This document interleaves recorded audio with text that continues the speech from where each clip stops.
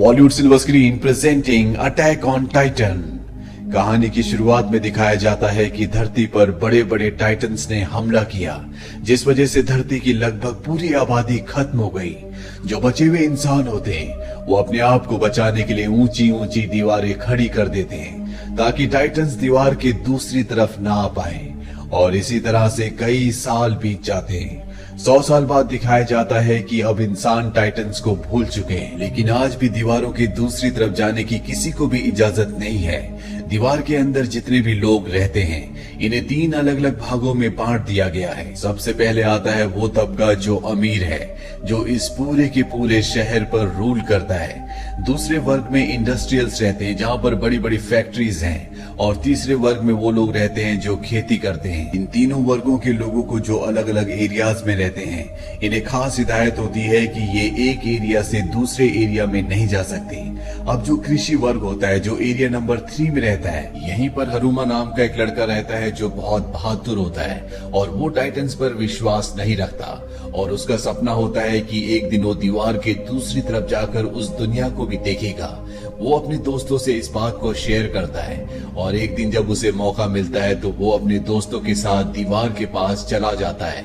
यहाँ पर हमेशा आर्मी का पहरा रहता है, इसीलिए सोल्जर्स इन सब को पकड़ लेते हैं, और इससे पहले कि वो इन सब को मारते यहाँ पर आर्मी का कैप्टन आ जाता है जो हरुमा को पहले से जानता है। वो कहता है कि तुम्हें यहाँ पर नहीं आना चाहिए था, तुम यहाँ से चले जाओ और कभी दीवार के पास मत आना। पर इससे पहले कि हरुमा अपने दोस्तों के साथ यहाँ से जाता, आसपास की जमीन थर्राने लगती है, किसी को कुछ भी समझ नहीं आता, और जब ये दीवार के ऊपर देखते हैं तो वहां पर एक जलता हुआ टाइटन होता है जो कि दीवार से भी बहुत बड़ा होता है। इससे पहले इनमें से किसी ने कभी टाइटन नहीं देखा था, और ये एक जायंट टाइटन है जो दीवार को अपने पैरों से ठोकर मारने लगता है। दीवार पर एक छेद भी हो जाता है। यहाँ पर जो कैप्टन होता है वो अपने सोल्जर से कहता है कि इस दैत्यनुमा टाइटन पर हमला करो, लेकिन यहाँ पर जितने भी हथियार होते हैं सरकार ने उन्हें चलाने से मना किया होता है, और अगले पल वो टाइटन यहाँ से हवा में गायब हो जाता है। किसी को भी कुछ भी समझ नहीं आता। अब उस विशाल टाइटन ने दीवार पर जो छेद किया होता है वहां से बहुत सारे टाइटन्स अंदर आ जाते हैं जो इंसानों की तरह दिखते हैं, लेकिन उनका साइज इंसानों से बहुत बड़ा होता है। आर्मी के सोल्जर्स समझ जाते हैं कि ये टाइटन्स अब इंसानों पर हमला करने वाले हैं, इसीलिए इनके पास जो तोप होती है उन तोप से वो टाइटन्स के ऊपर हमला करते हैं। हालांकि टाइटन्स को चोट पहुंचती है, लेकिन जल्दी ये सब के सब अपने आप ही रिकवर हो जाते हैं, यानी कि इन टाइटन्स को मारा नहीं जा सकता। और इसके बाद टाइटन्स इंसानों के ऊपर हमला कर देते हैं, वो कई लोगों को मार देते हैं। अब चारों तरफ अफरा तफरी होती है, इंसान अपने आप को बचाना चाहते हैं, इसीलिए सब के सब यहाँ पर जो बहुत बड़ा हॉल होता है उसके अंदर जाने लगते हैं। हरुमा और उसकी दोस्त भी वहां पर जा रहे होते हैं, लेकिन तभी हरुमा की दोस्त देखती है कि वहां पर एक बच्चा है, वो उसे बचाने के लिए चली जाती है। यहाँ पर भीड़ इतनी ज्यादा होती है कि हरुमा चाहकर भी अपनी दोस्त तक नहीं पहुंच पाता, और भीड़ खुद ब खुद उसे हॉल के अंदर पहुंचा देती है, और अब हॉल का दरवाजा बंद कर दिया जाता है। हालांकि हरुमा दरवाजा खोलने की कोशिश करता है, लेकिन उसे ऐसा नहीं करने दिया जाता, और अगले पल एक फीमेल टाइटन उसकी दोस्त के पास आ जाती है, और वो उसकी दोस्त को और उस बच्चे को मार देती है। हरुमा किसी तरह से उस हॉल से बाहर आ जाता है, और जब वो उस हॉल के चारों तरफ देखता है तो वहां पर बहुत सारे टाइटन्स होते हैं जो उस हॉल की छत को तोड़कर इंसानों को मारना शुरू कर देते हैं। हरुमा किसी तरह से यहाँ से निकल जाता है, उसके चारों तरफ सिर्फ और सिर्फ तबाही होती है। अब 2 साल बाद का वक्त दिखाया जाता है जहाँ पर हरुमा इंडस्ट्रियल एरिया में है, जिसे एरिया 2 कहा जाता है।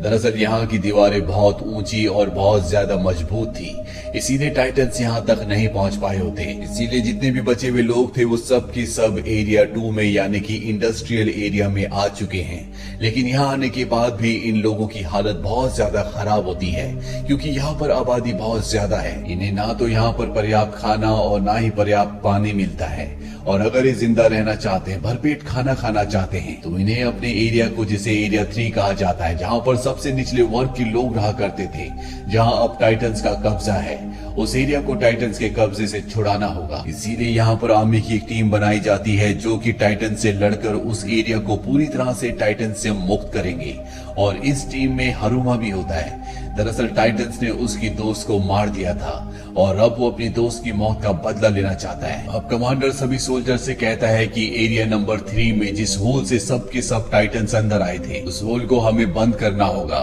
हम वहाँ पर एक ब्लास्ट करेंगे जिससे आसपास का वहाँ का जितना भी मलबा है उस होल के सामने आ जाएगा, जिससे होल बंद हो जाएगा और टाइटन्स कभी भी दोबारा एरिया नंबर 3 में नहीं आ पाएंगे। ये दीवार बहुत ज्यादा मजबूत होती है जिसे टाइटन्स तोड़ नहीं सकते।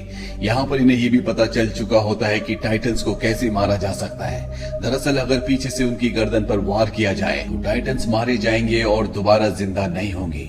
अब रात के अंधेरे में ये पूरी की पूरी टीम एरिया नंबर 3 में एंटर कर जाती है और जब ये थोड़ा सा आगे जाते हैं तो वहाँ पर इन्हें एक बच्चे के रोने की आवाज आती है। अब यहाँ पर जो फीमेल सोल्जर होती है वो बच्चे की मदद के लिए उस जगह की तरफ बढ़ जाती है जहाँ से आवाज आ रही होती है।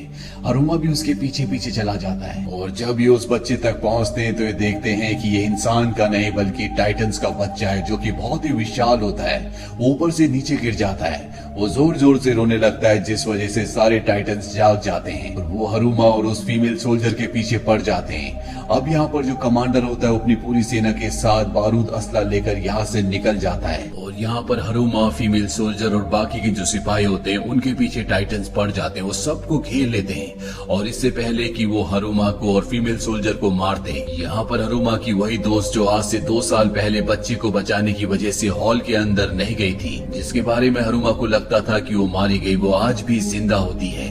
इसका नाम मिकासा है। मिकासा के साथ एक कैप्टन भी होता है जिसका नाम शिकिसीमा है जो कई टाइटन्स को मार चुका है।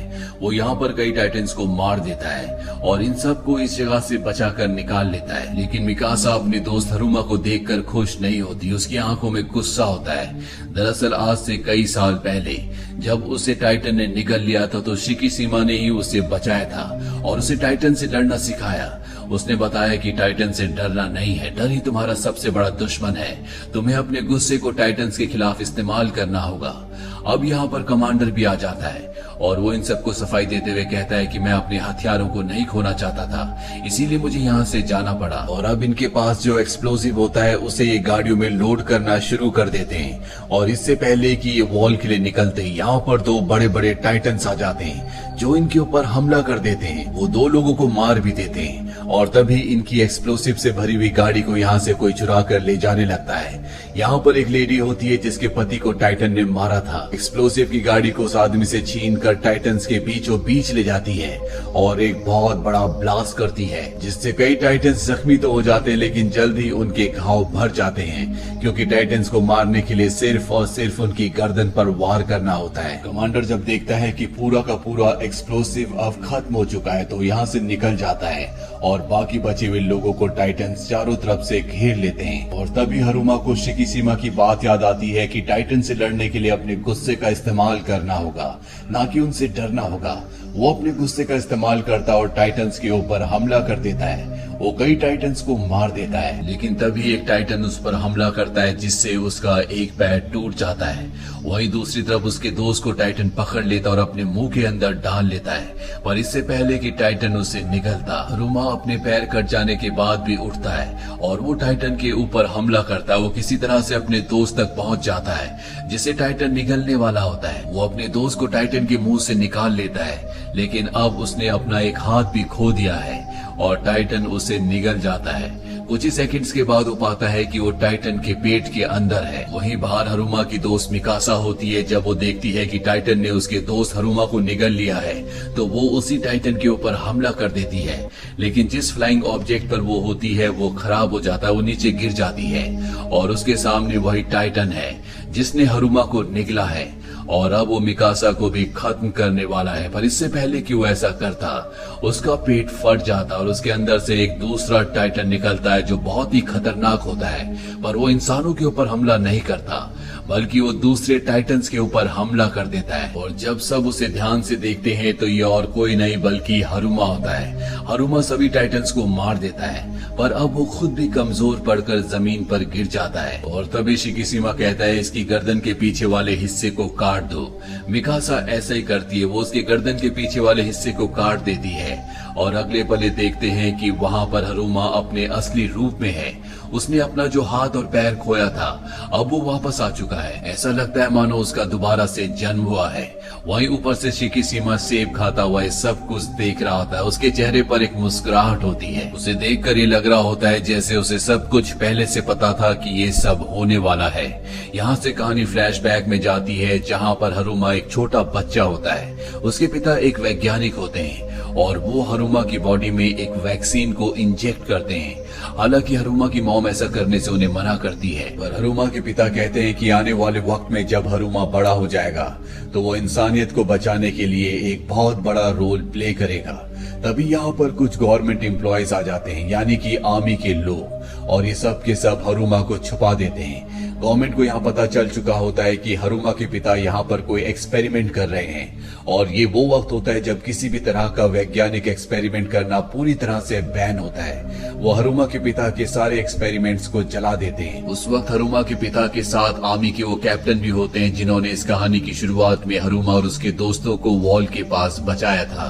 दरअसल वो हरुमा के पिता के दोस्त थे, इसीलिए वो हरुमा को शुरू से पसंद करते थे और अब हरुमा और उसकी मॉम को यहाँ से आर्मी वाले अपने साथ ले जाते हैं। कहानी वापस प्रेजेंट में आती है जहाँ पर कमांडर ने हरुमा को बांध रखा होता है। हरुमा को खुद भी समझ नहीं आता कि कैसे वो एक टाइटन में कन्वर्ट हो गया था, लेकिन कहीं ना कहीं उसे खुशी थी क्योंकि उसने अपने साथियों की जान बचाई थी।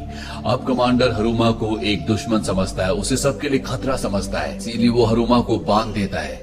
साथ ही वो नहीं चाहता कि इस दुनिया में किसी तरह के कोई भी एक्सपेरिमेंट्स हो। यहाँ पर हरुमा के पिता का दोस्त कैप्टन भी होता है। वो कमांडर से कहता है कि हरुमा को तुम्हें छोड़ देना चाहिए, वो हम सब की मदद कर सकता है। और जब कमांडर देखता है कि कैप्टन उसके फेवर में बोल रहा है तो वो कैप्टन को मार देता है, पर मरने से पहले कैप्टन हरुमा को बता देता है कि तुम्हारी मॉम और डैड का कातिल और कोई नहीं बल्कि कमांडर है। और अब हरुमा को पता है कि उसके माता पिता को किसने मारा था, इसीलिए हरुमा और उसके सभी साथी कमांडर के खिलाफ हो जाते हैं। पर इससे पहले कि कमांडर सबको मारता, ऊपर से एक बहुत बड़ा टाइटन नीचे आकर गिरता है। वो इनके ऊपर हमला कर देता है। इस हमले में कमांडर मारा जाता है और अब वो टाइटन हरुमा को अपने साथ लेकर यहाँ से निकल जाता है। अब जो हरुमा के बचे हुए दोस्त हैं उन्हें समझ नहीं आता कि उन्हें क्या करना चाहिए। वही हरुमा को दिखाया जाता है जिसके सामने अब शिकीशिमा है। शिकीशिमा उसे बताता है कि जो टाइटन्स हैं इन्हें और किसी ने नहीं बल्कि इंसानों ने बनाया है। दरअसल तुम्हारे पिता ही वो वैज्ञानिक थे जिन्होंने एक्सपेरिमेंट किया था। दरअसल वो आर्मी के लिए बहुत ही खतरनाक जैविक हथियार बना रहे थे, लेकिन उन जैविक हथियारों को वो कंट्रोल नहीं कर पाए और वो वायरस बहुत जल्दी दुनिया में फैल गया जिससे इंसान टाइटन्स में बदल गए और उन्होंने इंसानों के ऊपर ही हमला कर दिया। वो हरुमा को बताता है कि तुम्हारे पिता टाइटन्स को खत्म करना चाहते थे, जिसके लिए उन्होंने बहुत सारे एक्सपेरिमेंट्स भी किए, एक वैक्सीन भी बनाया, जिस वैक्सीन को उन्होंने तुम्हारी बॉडी के अंदर इंजेक्ट कर दिया। पर इससे पहले कि वो अपने एक्सपेरिमेंट को पूरी तरह से खत्म करके दुनिया से सभी टाइटन्स को खत्म कर दे, उन्हें मार दिया गया और उनका एक्सपेरिमेंट बीच में ही रुक गया। लेकिन जो वैक्सीन तुम्हारे पिता ने तुम्हारे अंदर डाली थी उससे तुम उन सभी टाइटन्स का सामना कर सकते हो, तुम कभी भी टाइटन में बदल सकते हो। और ये बात मैं पहले से जानता था। मैं इस गवर्नमेंट के खिलाफ हूँ क्योंकि ये डरपोक है, ये टाइटन्स का सामना नहीं करना चाहती बल्कि इन बड़ी बड़ी दीवारों के पीछे हमेशा के लिए छुपना चाहती है, जबकि मैं टाइटन्स को खत्म करना चाहता हूँ। हरुमा को शिकीशिमा की बात सही लगती है और वो भी उसका साथ देने के लिए तैयार हो जाता है। वही हरुमा के दोस्तों को दिखाया जाता है जो एक और बम को रिकवर कर लेते हैं और उसे ट्रक में लोड करके दीवार की तरफ जाने लगते हैं जहां पर वो होल है, जिस होल के अंदर से टाइटन्स एरिया 3 में आते हैं। लेकिन तभी इनके सामने शिकीशिमा आ जाता है और वो कहता है कि हमें इस हथियार का इस्तेमाल उस दीवार का होल बंद करने के लिए नहीं करना चाहिए, बल्कि हम इसका इस्तेमाल करेंगे एरिया 2 की दीवार गिराने के लिए, ताकि वो लोग मजबूर हो जाए टाइटन से लड़ने के लिए। यही एक रास्ता है कि हम टाइटन्स को खत्म कर सकते हैं, नहीं तो हमें जिंदगी भर इन दीवारों के पीछे छुप कर रहना होगा। एक बार हम टाइटन्स को खत्म कर दे उसके बाद हम इस गवर्नमेंट को भी गिरा देंगे और फिर हम आजादी से अपनी मर्जी से सबके सब एक समान जिएंगे। लेकिन हरुमा को और उसके दोस्तों को ये बात बिल्कुल सही नहीं लगती क्योंकि ऐसा करने से बहुत सारे मासूम लोगों की जान चली जाएगी। हरुमा उसके खिलाफ हो जाता है और इसके बाद शिकिशिमा एक बार फिर से टाइटन में बदल जाता है। दरअसल इससे पहले जिस टाइटन ने हारुमा को कमांडर से बचाया था और कमांडर को मार दिया था, वो और कोई नहीं बल्कि खुद शिकिशिमा था। और अब यहाँ पर शिकिशिमा जो कि टाइटन बन चुका है, उसे रोकने के लिए हारुमा भी टाइटन बन जाता है। इन दोनों के बीच में एक घमासान फाइट होती है, लेकिन शिकिशिमा हारुमा से बहुत ज्यादा स्ट्रांग होता है, उसकी फाइटिंग स्किल्स उससे ज्यादा अच्छी होती है, इसीलिए वो हारुमा पर पूरी तरह से हावी हो जाता है। पर हारुमा हार नहीं मानता और वो शिकिशिमा से लड़ता है और किसी तरह से उसे हरा देता है। और इसके बाद उनके पास जो एक्सप्लोजिव होता है, हारुमा उसे दीवार के उस हिस्से में लगा देता है जहां पर उसे लगाना चाहिए था। लेकिन तभी दीवार के ऊपर हम कमांडर को देखते हैं जो अभी भी जिंदा होता है। दरअसल इस कहानी की शुरुआत में दीवार के पीछे जो बहुत बड़ा जाइंट टाइटन आया था, जिसने दीवार पर छेद किया था, वो और कोई नहीं बल्कि खुद कमांडर था। दरअसल कमांडर चाहता है कि हमेशा इंसान टाइटन से डर कर रहे, वो उनका खात्मा नहीं करना चाहता। लेकिन अब जब ये कमांडर के ऊपर तीर से हमला करते हैं तो वो एक बार फिर से उसी जाइंट टाइटन में बदल जाता है और हारुमा चाहकर भी उसका अकेला सामना नहीं कर सकता। लेकिन अब शिकिशिमा भी हारुमा का साथ देता है और ये दोनों के दोनों मिलकर उस जाइंट टाइटन से लड़ते हैं। और इसी लड़ाई के बीच में इनके पास जो एक्सप्लोसिव जो मिसाइल होती है, ये उसे कमांडर जो कि टाइटन बन चुका है उसके मुंह के अंदर डाल देते हैं। और जब वो ब्लास्ट होती है तो न सिर्फ कमांडर का खात्मा होता है, बल्कि दीवार के कुछ हिस्से टूटने से और टाइटन के मलबे से वो छेद भी बंद हो जाता है जहां से दूसरे टाइटन्स एरिया 3 में आया करते थे। यानी कि अब ये जगह पूरी तरह पहले की तरह सुरक्षित हो चुकी है। वहीं हारुमा को और मिकासा को दिखाया जाता है जो दीवार के ऊपर खड़े होते हैं। जैसा कि हारुमा का हमेशा से सपना था कि वो दीवार की दूसरी तरफ की दुनिया को देखना चाहता था और यहाँ से उसे विशाल समंदर दिखता है। इन दोनों ने अपनी जिंदगी में पहली बार समंदर को देखा है, जिसे देखकर हारुमा और मिकासा बहुत खुश होते हैं। इसी के साथ ये कहानी यहीं पर खत्म हो जाती है। उम्मीद करते हैं कि ये कहानी आपको पसंद आई होगी।